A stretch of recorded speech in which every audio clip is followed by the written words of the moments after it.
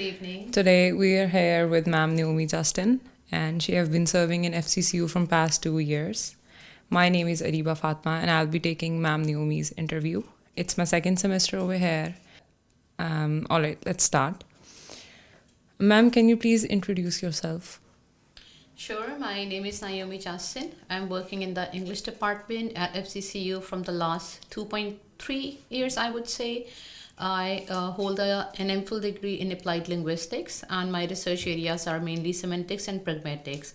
And I teach writing and communication and linguistics courses to the undergrad students at FCCU.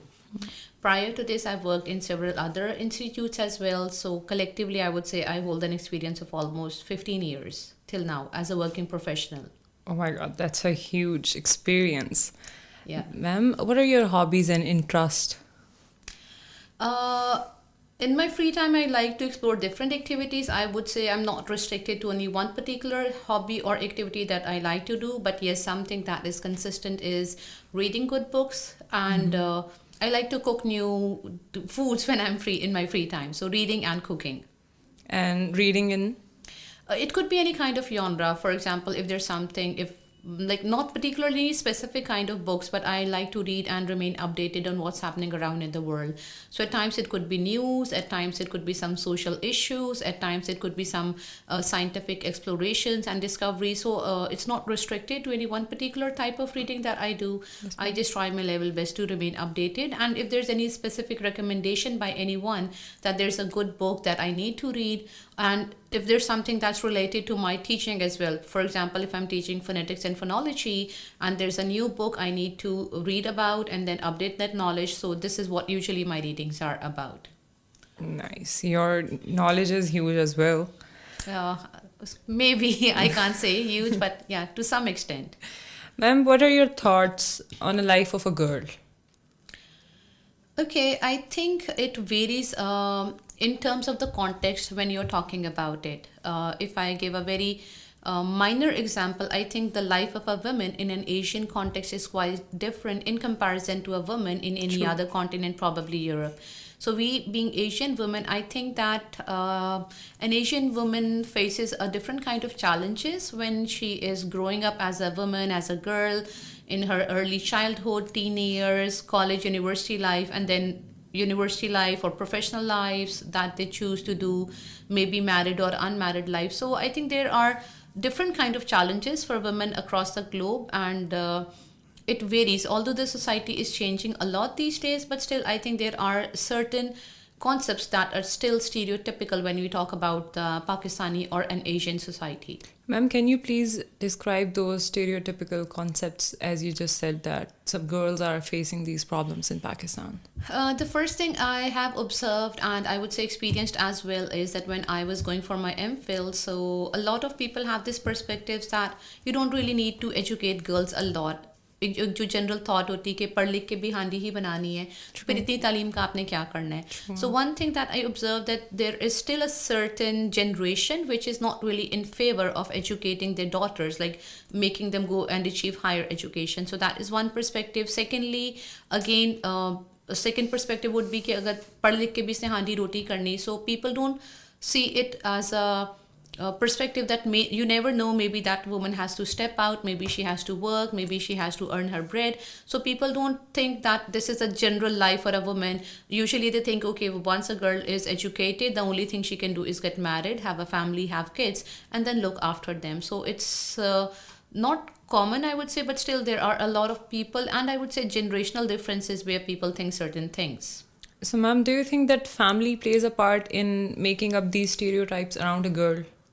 Yes, family plays a very important role because I think the initial freedom and the initial confidence is given by your family. True. If your family provides you with the opportunities, believes that yes, you are capable, and doesn't really create any obstacle. Otherwise, you might see that usually once the girls who are graduating, they are told don't need to like study further, or they don't need to carry on their education. So if I talk in my terms, I have been blessed. I would say that I never had this obstacle. My family never objected that I should go out, I should work, or I should pursue higher education. So I never had this obstacle.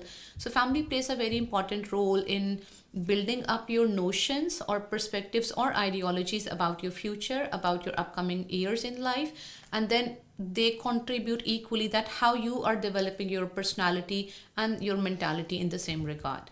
So, do you think that family makes it easier for a woman to pursue her future or her goals? That would depend.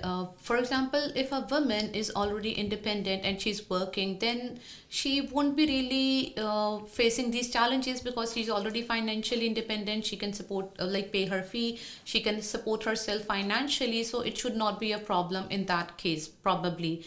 But I think when a woman is dependent on her family in terms of all the financial aspects, and it will not just be just the paying the fee and everything. For example, a lot of girls or women are not in the habit of traveling all alone, चाहे वो करीम ही book करके क्यों ना जाना हो.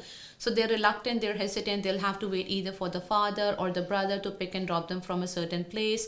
So there are several factors other than the financial perspective as well. Then there are people who don't really like their daughters or sisters who work for longer hours in the evenings and things like these. So yes, it does play a lot of like impact on a woman, and I would say on her psychological and emotional development as well when she's deciding what she's planning to do in her life. Ma'am, what was your goal as a teenager girl? What did you want to be? Realistically speaking, when I was growing up, I wanted to be a farmer because I used to watch some cartoons and it was very fancy.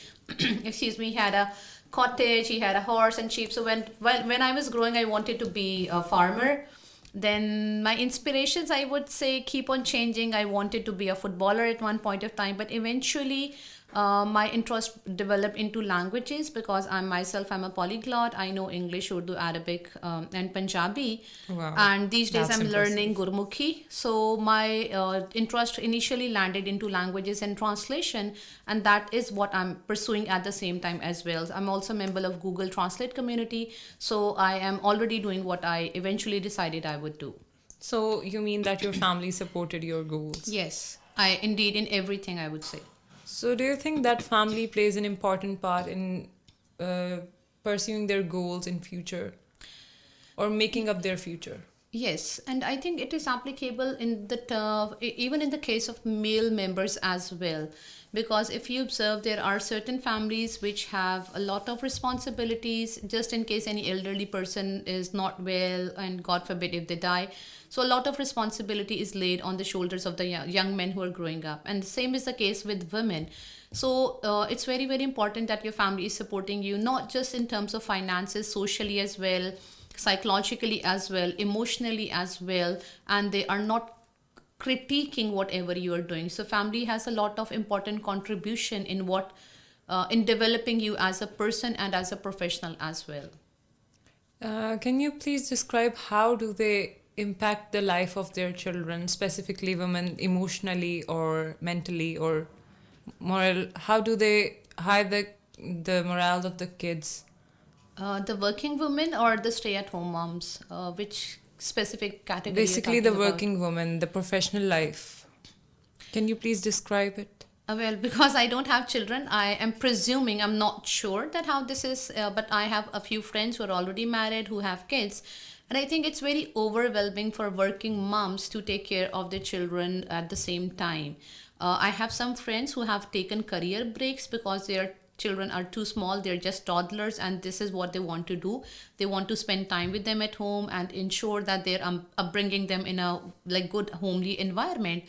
I realize one major challenge is that when a woman is working as well and she's going back home as well, at times she's already too overwhelmed with a lot of work that did at work. She's tired. She could be emotionally exhausted as well, due to which what I have observed, and this is just one example. It does not mean that it happens with every woman. True.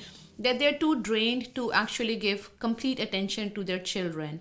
And I know people, then they have developed different strategies. They try to spend the weekend entirely with the children, looking after their homeworks, what they're doing, taking them out to parks or any amusement parks, things like these. They try to do these. And then there are certain people who are quite disciplined as well, regardless of no matter how tired they are. They do ensure that they're like giving proper time to their children when they go home. And it does like it doesn't seem at times that they had a long day at work and they have been so exhaustive. So I think it depends upon how a person prioritizes their work, their family life, and whatever they have in life, and then eventually they consider what's more important and how they should be tackling it. So, as per your, what have you observed, it can be seen that it's totally depending on the woman that whether she wants to prioritize her work or whether she wants to prioritize her family. But in some cases, we can see that there are their families who are burdenizing them in order to prioritize their family, whereas they want to pursue their career. What are your opinions on that? How do you see this matter? I think because I have never experienced this situation, Yeah. but I think the key is always in communication. Like there are women who are working, and when they're about to get married, they talk to their partners that they would want to continue their job and they want to pursue their careers equally as men as well, and everybody is fine with it. And if there is any such thing, I think it's always wise to decide rationally.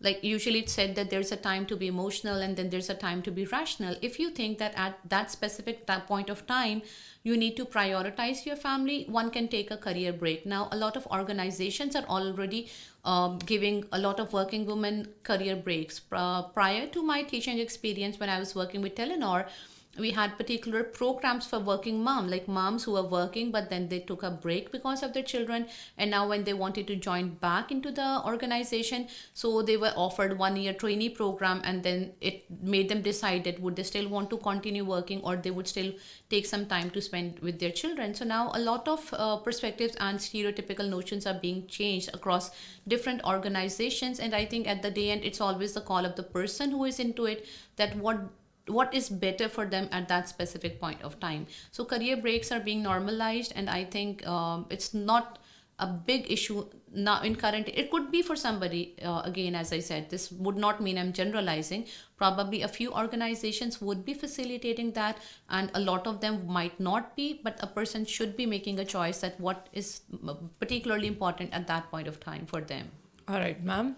Do you think that career breaks, as per you said, that these are like the trainee programs and stuff, do you think these help them to pursue their career along with their family, even if they are married or not? Do you think that that makes some effort in their successful career life or professional life? Does that play a part? Yeah, I think career breaks are very important because when we talk about career breaks, that is not just one thing that you've taken a break from work, you go back home and you're sitting. No, you get time to rejuvenate yourself, you get time to refresh yourself, probably go for a like it's just like taking a vacation for a while. You go, you get refreshed, you experience new things, new food and different, and then when you're coming back you feel more refreshed, more energetic, and then you are refilled with more energy and enthusiasm to resume. So career break in such scenarios is a similar thing as well. And then there are different ways to even manage your breaks. It should not mean that when you go for a career break you completely shut off yourself from the professional world. You can still be at home, you can learn, take online certifications, you can attend some online courses, you can still keep on working on your professional profile so that you are not outdated, and when you go back again you are still valuable in the market. So there are different strategies one can adapt even if they are on a career break. Ma'am, do you think that there are women who have to obviously give birth after their marriage or whatever?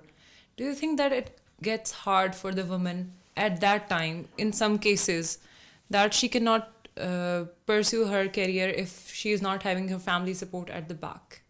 Or do you think that she will be fine if she is having the family support or not? What are your opinions? No, family support is definitely needed because, again, as I said, I have some friends and I even know some people who are single moms as well. But like having different facilities at work, for example, daycare. So the plus is that they are conveniently able to bring their children to the daycare. The children stay the entire day in the daycare, and when the mothers are going back home, they take their children with them. And the facility of daycare is also available at a lot of other organizations as well. So even usually, again, that depends upon the perspective. There are certain mothers who are easily comfortable of making their children stay with their grandmothers, chai dadi ho ya nani ho, if it's convenient. And again, if they're not too old and they are in a good health to take care of the newborn children. So if that works for them, I know some people जो अपने बच्चे घर छोड़ कर आते हैं, and that is absolutely okay with them. And again, there are certain people who bring their children to the daycare. So again, it's entirely upon that person and their families that how they are tackling with that situation and how they can handle it. All right, ma'am. What were your relation with your family at the time when you were struggling? You were obviously having a lot of things to do. So how did you manage with your family? What were the relations with your family at that time? Okay, I think one needs to very clearly define their boundaries when they are making any kind of decisions. When it comes to work, yes, I'm a working professional. I was just sharing this with someone else, but when it comes to my weekends are entirely for my family. I don't work on my weekends. I don't make any commitments. I particularly spend those entire 2 days with my family. And I think in terms of my family, I would say they have been very supportive. They totally understand that if I have a work commitment, I can't accompany them for any social event or any social meeting, or if I can go along with them, they totally understand it and they never create a fuss about it because they know. So I think it's all about how you prioritize. If 5 days are for work, then the 2 days are for obviously for my family. And even when you go back home, you're spending time with them. That does not mean you're working every day until and unless there is any such requirement. But other than that, you still are like spending the time with your family. If I talk about my routine, like when I'll go home at 5, so my family waits for me, so we'll have the evening tea together, and it's the same in the morning as well. When it's a holiday, we all have all the 3 meals together in the family. So I think it's all about how you not exactly structure, but how you like adjust yourself to different routines and different kinds of timetables. All right, ma'am, do you think, as we discussed before, that there are some kind of impact on the career of female professionals because of the family support, either they are married or not married? So, do you think that we have any solutions in our society for that? And what can be if we're not having? I think, as I already said, I'll repeat that again, that what I have learned till now is that the most important thing is having a clear communication. Even if it's with your siblings, even if it's with your partner, if it's your parents, there needs to be a clear communication. So, for example, if you are, like, I would say, if you're planning to like apply somewhere and start a job, you should sit with your family and talk to them. Okay, this is what I'm thinking. I'm about to complete my degree, or maybe okay, there is a need. I think I want to be financially independent. I'm then trying to search for a job. So always sit and talk and discuss prior to taking any decision. So if there will be any objection, definitely they'll tell you about it, and then you can address those objections. For example, if they say nobody's available to pick and drop, give you a pick and drop regularly, you can find alternatives, and communication should be the first thing that should be done. Secondly, I think the parents are, while you're communicating, you need to make them understand and realize that in the 21st century, things have changed a lot. Education is not merely a means to earn a job. Even if there's an educated mother and she's a stay-at-home mom, she will be upbringing the children in a different way than a mother who's a total illiterate and she's upbringing the children. So education is important for like broadening your horizon, your perspective, and being still remaining updated to what you are doing even at home. I have some distant relatives in where the moms are not educated, and then even if if there's a basic school homework, they have to send the child for a tuition because the mother cannot read and she can't figure out what it is. So first thing is communication, secondly is education, and thirdly, I think in the current era, it's really important that regardless of I think each person should be financially independent. So if you even are a female and a daughter in a house, and if you go out and you're earning, you're contributing to the economy of the house. So yes, now people have started understanding these things, and they understand that these factors are important when it comes to maintain a healthy family, may it be a nuclear family, may it be a joint family, but in this way you're helping and contributing in several aspects of the family. All right, ma'am, as per you said that there can be some solutions such as communication or maybe the education. What if one is not educated and still they cannot find any solution? What do you think, what can that female specific can do about it? Do you think there can be some NGOs or some sort of things who can sort her problem so that she'll be able to find a solution from work family problems? Yeah, that can be a good perspective. There are a lot of NGOs who are already working on the literacy program of the adults across. If you see, like, education being a very important SDG goal is being given quite in consideration these days. Now you have several alternative mediums. If there are women who cannot come to a specific place to study, you have online options, you have online schools, and even online tutors who can homeschool you even if you're at your home. So I think there needs to be an awareness, and again, there has to be an impact as well. For example, if there's a woman who lives in such an area or belongs to such a community where education can't really help her, maybe going for any technical training or any vocational training could be a plus for her. So when we talk about education, it does not necessarily mean getting a graduate degree from the university. It would vary. If you might have seen, there are a lot of women who are not educated, but they are really good skilled workers, and then they have those sewing machines, so they work at home and they're able to like earn their bread.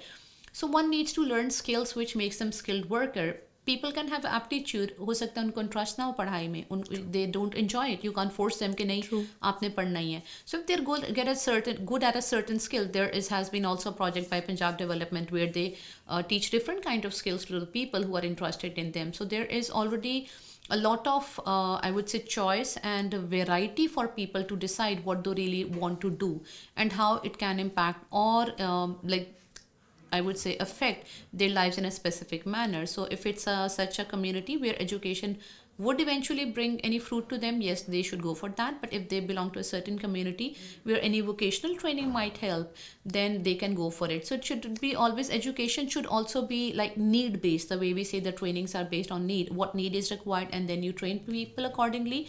So education should also be in that specific way. True. Ma'am, when you see a successful woman out there working who's pursuing her career as well as her family, do you think that somewhere family is there at her back, or you what do you think that there is no impact of the family at her back when you see a successful woman out there? Yes, there is a lot of contribution and involvement of a family in a person's life. May it be a male member even, and even if it's a female, because if male members are going out and working, the women are taking care of the homes and children. So in the same way as well, there are a lot of successful women who are like running up businesses, they are CEOs and everything, and it goes hand in hand because definitely they have family support, due to which they are able to go out and work and pursue their careers and pursue their passion. So yes, family plays an important role as well, and they contribute equally to a person's success and development in their professional life. As we talked that there are a lot of issues created by families, either they're married or not. Why do you think these problems arise from their end? It's all about the perspectives. If somebody thinks education is not really, like, higher education is not really important for a person, they might not educate their daughters. Somebody who might think that once they marry their daughters, they don't need to work, they might not train them for a specific skill set to go and outside and earn or do a particular kind of job. So it's all about their mindset, that how do they perceive education for a woman, and in that specific case, do they support it or not. At last, I would like to ask you that the women which are not being able to pursue their career because of their family, what would be your advice to them? Well, I think that should depend. If the family is able to identify that there is a girl or a daughter who has a lot of potential and they can do really well, it could be in any particular field, academia, sports, education, or whatsoever, then they should be convincing their family about it. And I think these days, if I observe around, there is a lot of change. A lot of people, even if they are belonging to the lower middle class, have understood that education is really important for their children. And if I don't remember if you've seen that video, that there's a father who drives a bicycle. I don't exactly remember the distance, but it's somewhere 5 kilometer to 10 kilometer every day. So he takes his daughters to the school and then he brings them back. So now there is a lot of change. A lot of people have started getting this awareness that education is important for their children, daughters and sons equally, and they are supporting their children into it. Concludingly, I would say that still, if there are any families who don't really support it, that it could be due to several reasons. Some people do it for religious reasons. Some people think they already are financially so much accomplished that they don't need to send their daughters to go out and earn. And it will just end up in the same way that if a person is really enthusiastic about pursuing a career or education, they should talk to their family about it and try to convince them, because until they talk to them and convince and figure those things out, it won't really work out in the longer run. If they Because if the family is not convinced, then they might create more obstacles for them. But once they are convinced, aligned and on the same page, then definitely they'll try to facilitate that person a lot. All right. Thank you so much, You're ma'am, for welcome. coming here and giving us your opinions and your advice. These You're mean a welcome. lot to us. Thank you. Thank you, ma'am. Have a good day.